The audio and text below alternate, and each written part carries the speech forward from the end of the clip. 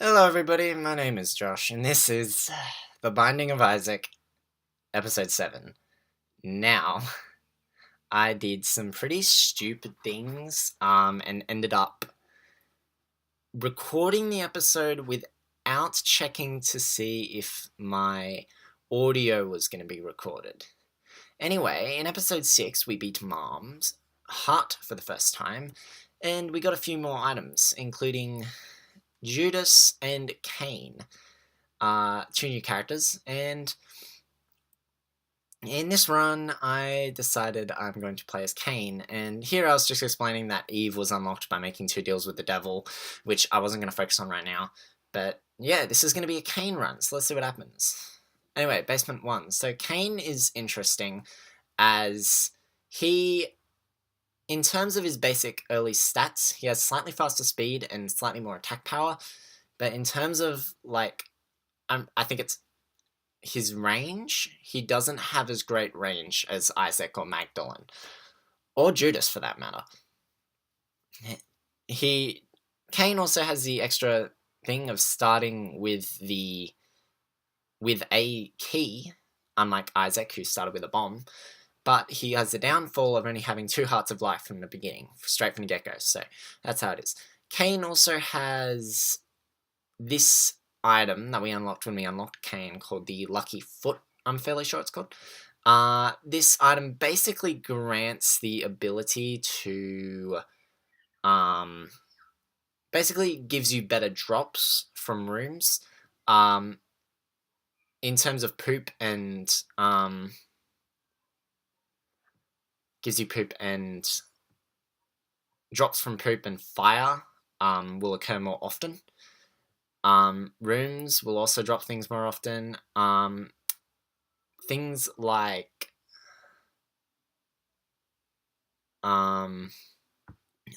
pills will have, or basically always have, more positive effects on them. I kind of like to abuse that a lot during this run right here. And yeah, that's basically what sets Cain apart. So he's not as much high risk, high reward as Judas is, as you'll see in episode 8. But in general, he's a good character. He's got nice attack. It's nice to have the small bit of extra attack in the beginning of a run. And it just, in general, is really nice to watch, basically. So here we are, heading into the item room right now, getting Mum's underwear, giving myself a bit of range. Overall, in terms of the items I get in this Cain run, I could have easily gotten better items, but, sometimes you just can't predict what's going to happen, and there's really nothing you can do about that.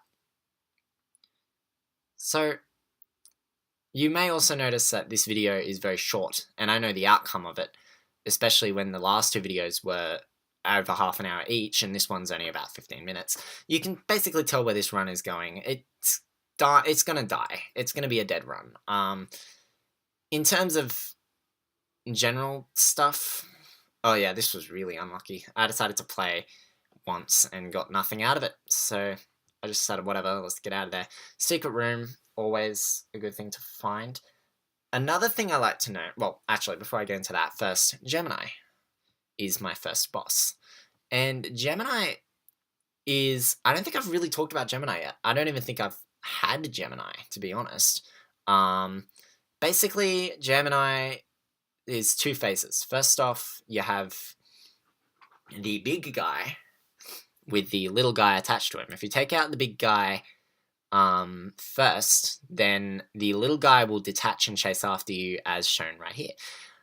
And then that'll go into the second phase of the fight, where the little guy is very dangerous. I'm not completely sure if you can kill the little guy first and prevent this half from happening. I don't know what happens if the big guy stays. Big half of Gemini stays. I don't know what happens. Anyway, simple boss.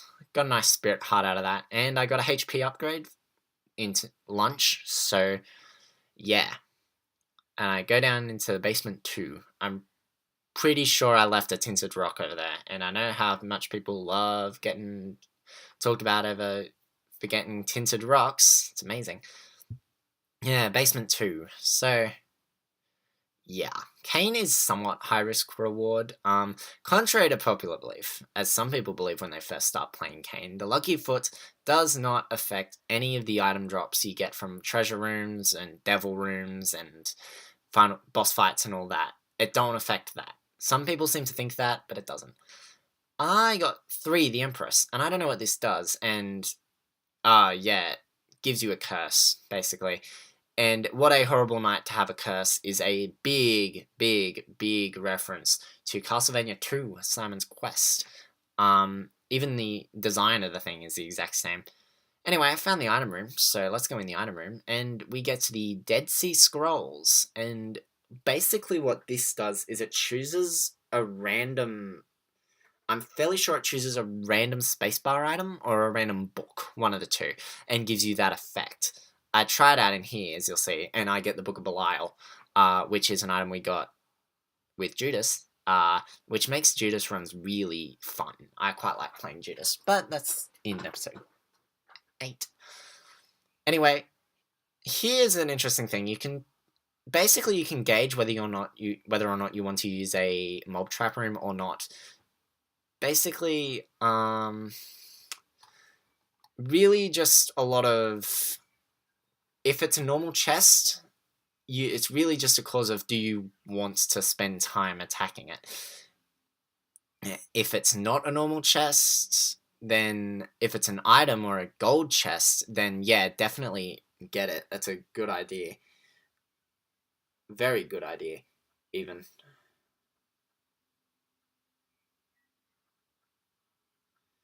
So, anyway, got myself a bomb right here, and I'm just exploring, really. I want to find the secret room, obviously, and I want to get enough money to get the bigger item in the shop down there in basement 2, which is really what I wanted here, and I got exactly what I wanted here. Very happy that I got a bomb. Allows me to find the secret room. Decided to continue exploring. Gish, or at least I think these guys are called Gish. I don't know what their actual names are. Basically, think of the red meat guys that I saw before, except a lot better. And this is a terrible room. I don't even think I got hit, but this is a terrible room. This is not a well-designed room at all, especially with the amount of enemies. And I got 2 challenges as well, but I think I did, yeah. That guy just exploded, and I got a spirit heart there. I got hit by something. I think I got hit by... Must have been the thing. You know, I got the world, and this thing reveals the whole map to you. Which, stupid me, did not know. I think I use it in here. The world. Yeah, and it only shows me where the hidden room is, so that was a bit of a waste. But... Of course, secret room find, obviously, and there, nice money. So then I use the other bomb to get the rest of the money needed to buy the 15-cent item in the shop. So anyway, another thing I talked about during this run was the conditions for getting an arcade and a mob trap room to appear on a floor. So basically, you're not going to get either of them on basement 1. It is impossible.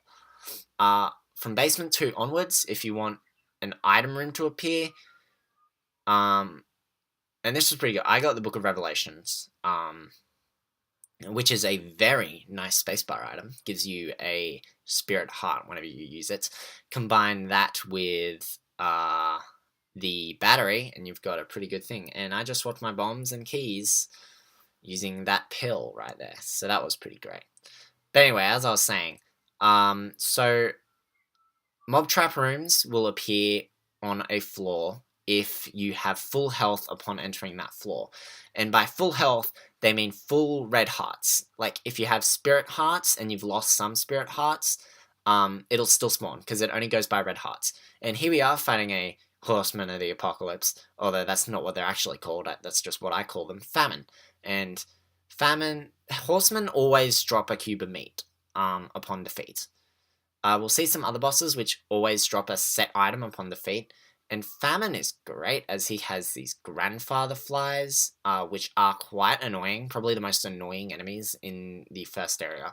The good thing is that he can kill them. Famine, as with all horsemen, has 2 stages in his fight. The first one involves him being on his thing, and then once he comes off, once the broom has been destroyed, he just has his head and he spits shots at you, and he can't bring out grandfather flies anymore, which makes the rest of the battle a lot easier. So there's a cube of meat. Right here, what just appeared is a devil room. Devil rooms have a chance of appearing after you defeat a boss. The chance of them appearing, I do not know. I don't know if there are conditions needed to get one to spawn. It really just seems random. Another room that you can get to spawn in a floor is the arcade. And to get the arcade to spawn on a floor, you need 5 coins. 5 or more coins upon entering the next floor. So, right here is where I probably make my biggest mistake of this run. So, I got some pills. I use them. Oh no, yeah, beautiful.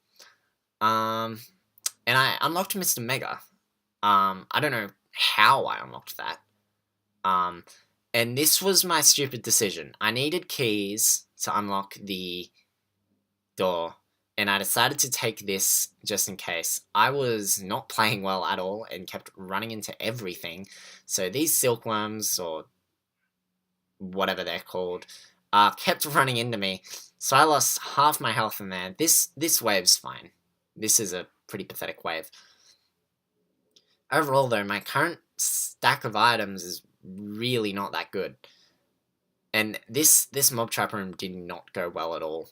I come out of this room with barely any health, which is probably part of how this run failed, because I needed to get these guys in a state where I could shoot them infinitely and get them to die already.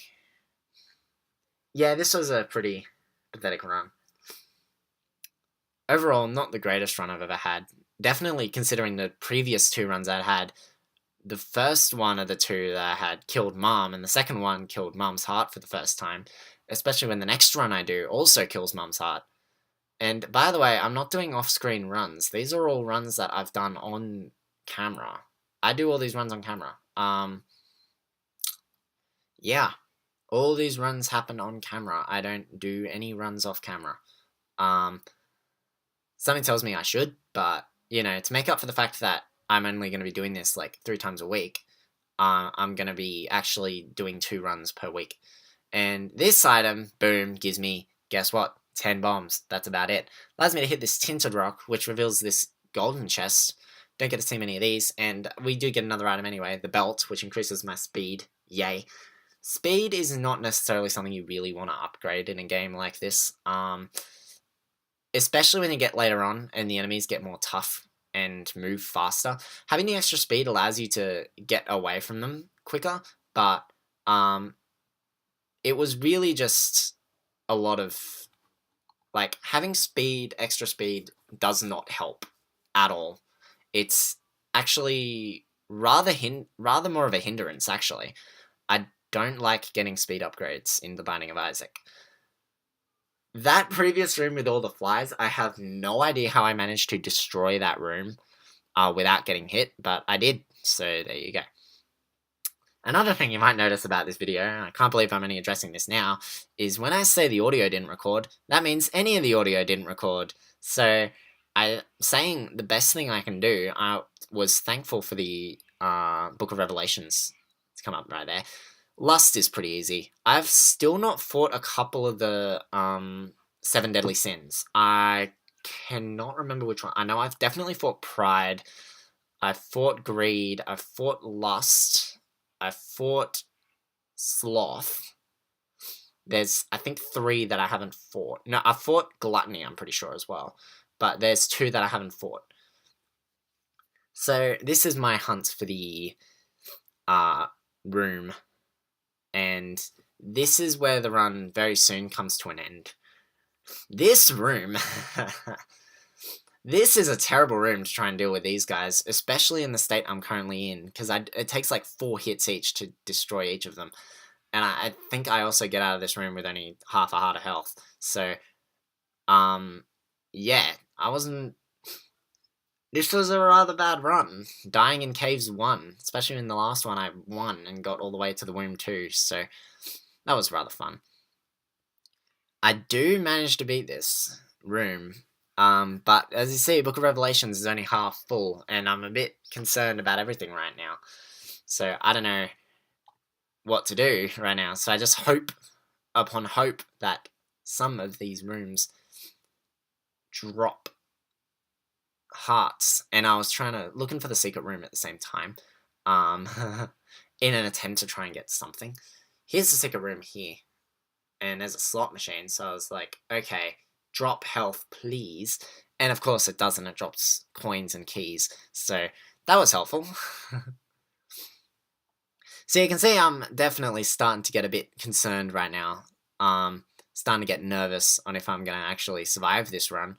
Because you never know. This is Isaac. You know, sometimes you'll have a successful run, and half the time it really all just depends on the items that you get. And once again, I used a rock to get to this chest to get hearts, and of course, no hearts spawned. So, this room was where it all ended. As soon as I saw the fistula, the run was over. Like, I was not going to be able to defeat a fistula, especially in this room design, in the current state I was in, and I got blocked in, and there we go. That is the end of that run. So, that was rather unfortunate. But aside from that, we got one thing. We unlocked another secret. That's pretty cool. But aside from that, that's really it. So that's the end of episode 7 of The Binding of Isaac with post-commentary. Episode 8 and 9 come out the same day, so until then, see ya!